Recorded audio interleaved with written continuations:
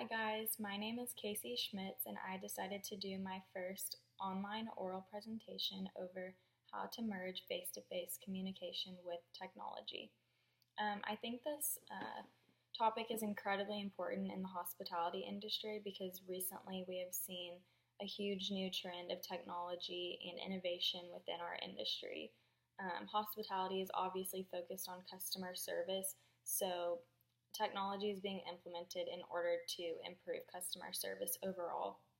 One thing that people get concerned about is the fact that we might be losing the human interaction that happens with an employee and a guest. With that new piece of technology, it might the guest might lose kind of the overall experience that they're looking for. This article is really good because it kind of lays out what things are most important in terms of really communicating in person with someone.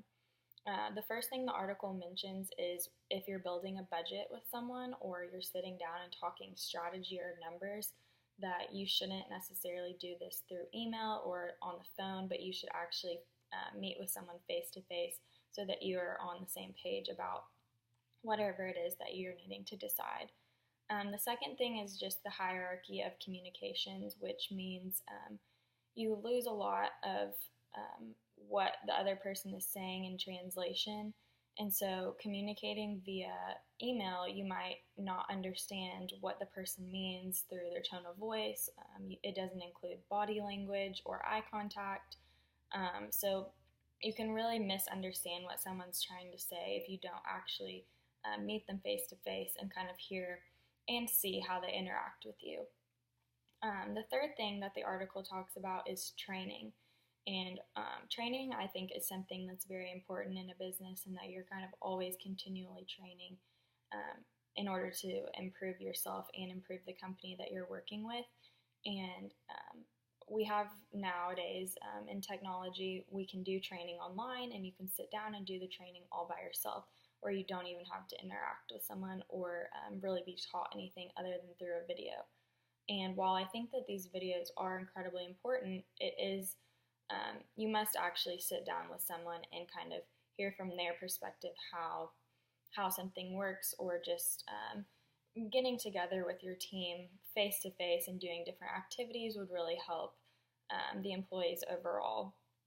The last thing that they talk about is social media and how social media has had a huge impact in the hospitality industry, and that you can use Facebook and LinkedIn and Twitter to improve your business.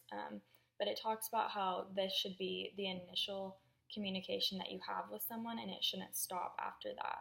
You should, after you connect with someone, you should plan a time to meet together and actually get to know that person through a face-to-face meeting.